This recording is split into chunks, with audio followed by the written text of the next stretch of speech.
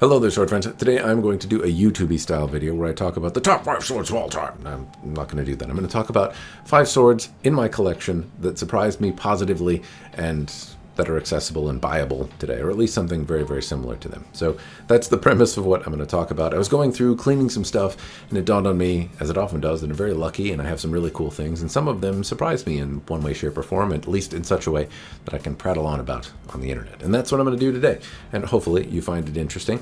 There's no particular rhyme or reason to these, or no particular price point, just things that kind of surprised me in a positive, cool way that you can also, again, go out and buy. I've tried not to select things that surprise me that you can't go get and don't really help you, but if some of this helps you make a decision on what sword is next to enter your collection, then cool beans. Anyway, on with the prattling. The first one, in no particular order, or order of closest to me to furthest away from me, is the Arms and Armor Schloss Urbach sword. Now, there's a review that I did on this sword, and there were things that would happen about it that make it sentimental and cool, and that are part of the experience of owning it to me, like holding it next to the original piece from the Oakshott Institute that this sword was based on, or the newer version along with it.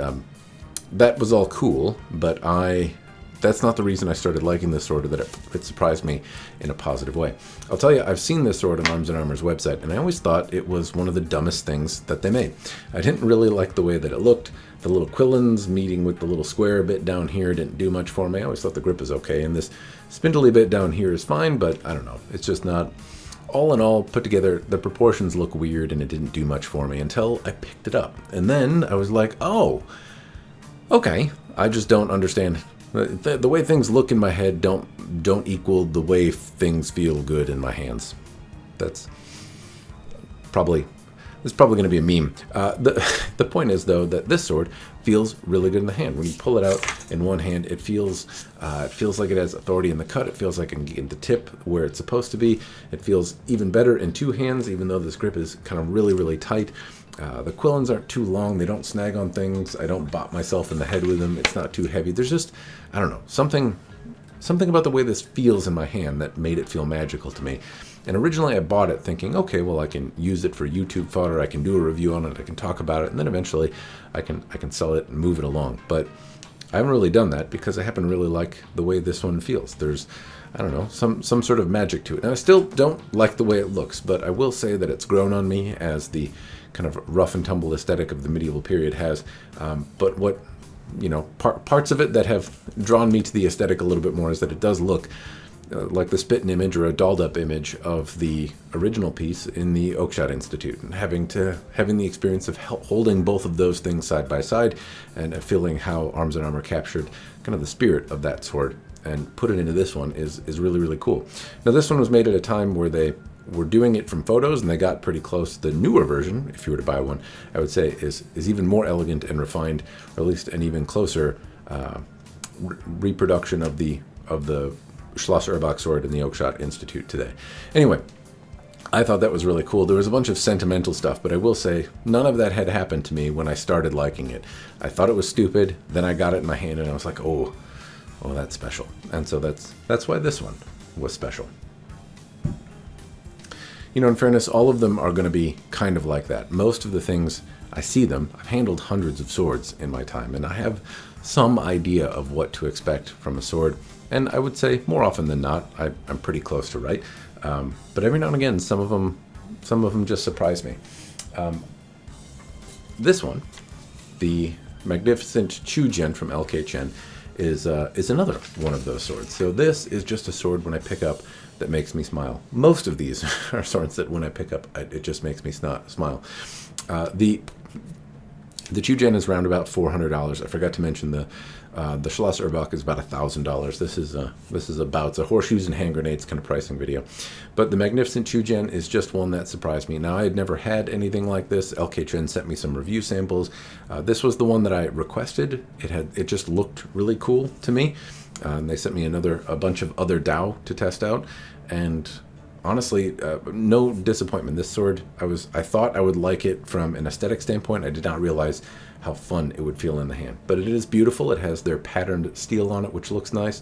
It has little hollow ground kind of bevels or fuller areas in it, a strong central ridge. The lines on it are very cool. From a person that just likes the look of swords, kind of if that's the type of collector you are, then this is one that just looks handsome. But at the same time, it also feels elegant and cool in the hand. And every time I pick it up, it just makes me smile. Now, this sword has one slight issue with the scabbard. It was always a little tight. I've cleaned it up and whatnot, but it continues to tighten down, and I keep having to file it. And if I don't file it, then it gets stuck in there, and then, well, them's the breaks. But the scabbard is also really delicate and nice, and so I'm kind of willing to deal with the need to file it and whatnot, because it is just different and elegant and slender and cool. And overall, that's it. This sword feels really great in the hand, but it's also just absolutely beautiful, and it's one of the pieces that I pretty frequently take out and just kind of wave around because I think it's fun. Again, the LK Chen Magnificent Chujian. I think most of the things I'm going to talk about are available on Cult of Athena, or I think so. Anyway, not sure if the Arms and Armors, you can get it from them. The next one is a Hanwei banshee. Now, this was featured in a review I did with Unsheathed Sword Reviews, and if you remember, I think I posted some of the stuff I recorded on the channel, but more or less, this is like a tactical interpretation of a Burmese da, or inspired by a da style sword. It's a little bit different, but it's just one that makes me smile, and it's fun to bring out, and it's everything that I kind of wish the tactical wakizashi was. It has a distal taper, it feels good in the hand, it's nimble, it's not terribly expensive, it's around $230 on Cult of Athena.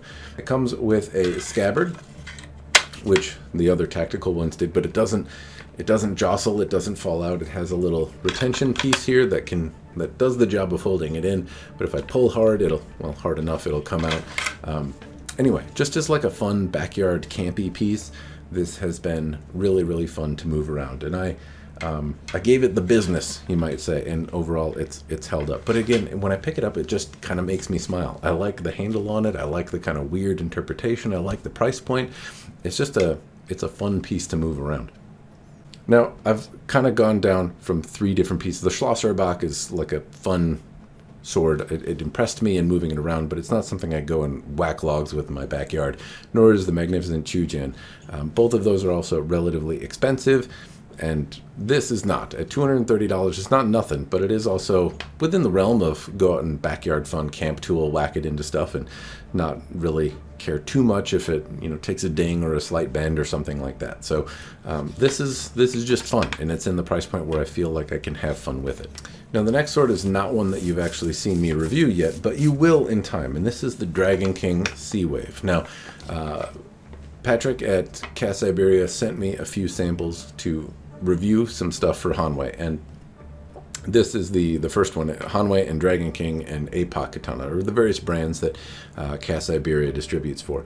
And I've had some Dragon King swords, and I thought I knew what to expect from them, but I got this out of the box, and kind of immediately I was like, oh, this is really, really nice. There's a lot to like about this sword, and I'll explain it later, but when I picked it up, it just kind of made me smile. There's a lot of little things that are right about this, and this one I believe is like a factory second, or a one that had scuffs and pings and dings and wasn't fit to be sold to somebody. Now, to me, it's still perfectly fine with what I intend to do with it. It's fine that it's scuffed up, but I brought it out and I've been practicing with it for a while, and it just moves really well. It's very there's a lot of balance that's been achieved here, and it made me smile, one, because it's a nice sword, but two, because there's a lot of little things that Hanwei and Dragon King and the brands that Cass Iberia distributes have, that I've criticized over the years. The handle being a little too big. Well, this is big, but it's dialed in and shaped in such a way that, well, it's a little bigger. It's not chungussy. It's a really good balance, and it fits my sausage fingers well. The casting quality on here is still exceptional. It tells a story, and overall, it feels like I can move it around and do EI with it, but it also feels like a weapon or a substantial sword that is going to be able to cut through some things. And it's also very pretty.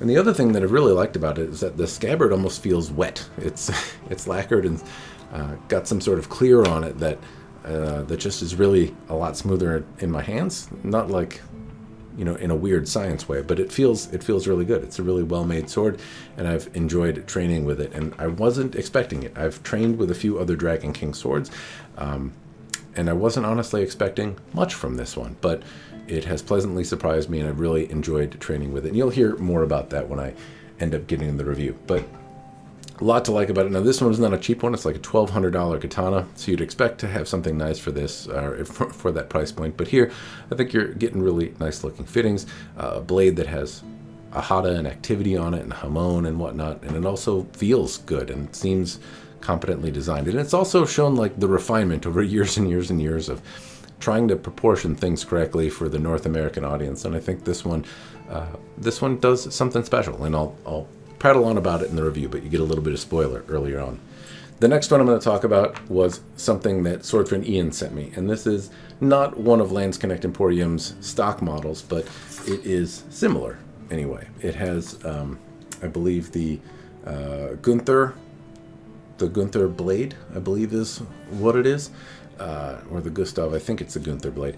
Anyway, it's one of their Messer blades, and more or less the standard blade that you would see there, but this has been dolled up with a little bit more bedazzlement on the furniture.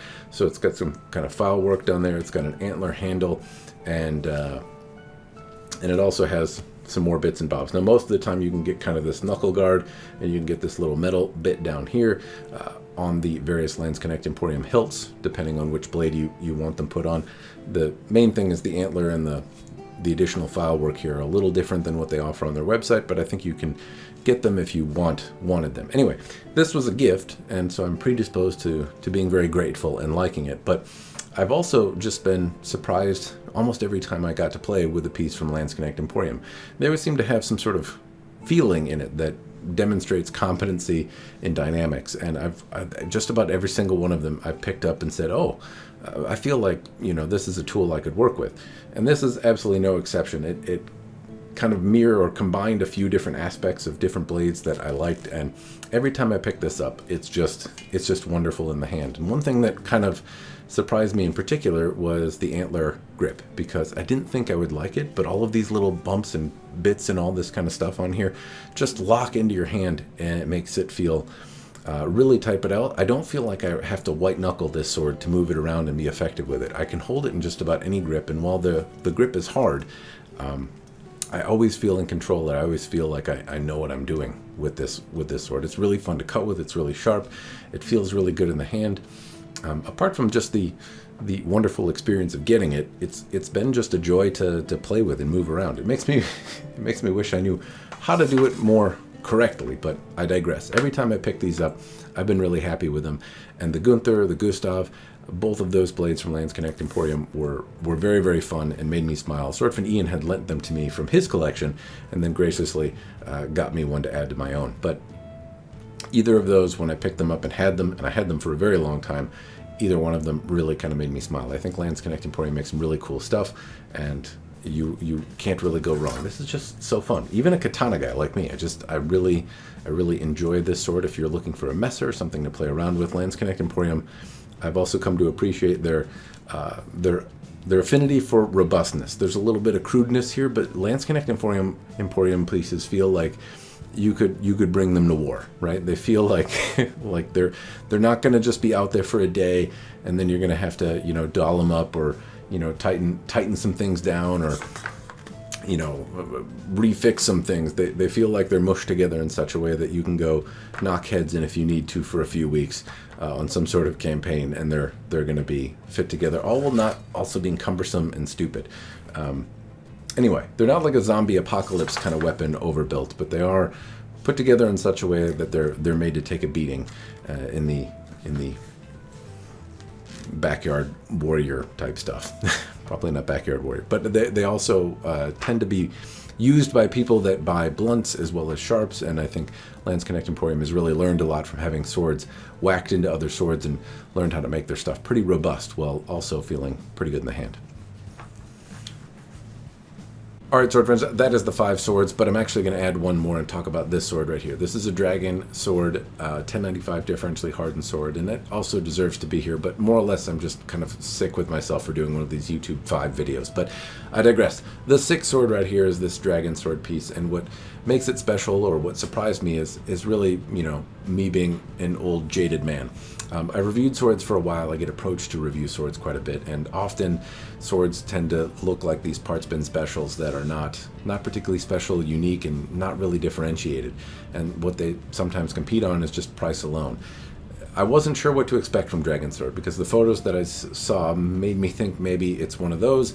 I kept my hopes high, but my expectations low. And when I got this sword and took it out of the box, it was not a parts bin special. It might use some similar parts, but while the Ito color and Ito material may be the same, it's tied quite a bit tighter. The Suba is a little bit different, and the polish is a little bit different. And it's kind of on me for not noticing that. But it draws and fits, and just there was a lot of stuff that was nipped and tucked about it that made it special that I really wasn't expecting, and that really surprised me when it came out of the box. For $400, I thought it was actually pretty impressive, and it surprised me that there was a company I had never heard of that did really cool things, and that I could still be surprised. Anyway, that is 6 swords now that gave me some surprise positivity, that surprised me in one way, shape, or form, and that I wasn't expecting to like and ended up liking, that you can actually buy today. Hopefully the ramble was interesting. I'm going to link what I can in the description down below. Check them out if anything sparked your interest as to what to add to your next sword collection. And I'm also curious what you've had that surprised you. It's one thing if you know you're going to like it and get it, and then it is something that you like, but is there a sword out there that you weren't expecting to like, or that you weren't expecting to be impressed by, that really knocked your socks off, or that you picked up and just it wowed you and you had to have one? Anyway, that's what I'm curious about. Let me know in the commentary down below. Anyway, that's all I got. Cheers, and thanks for watching.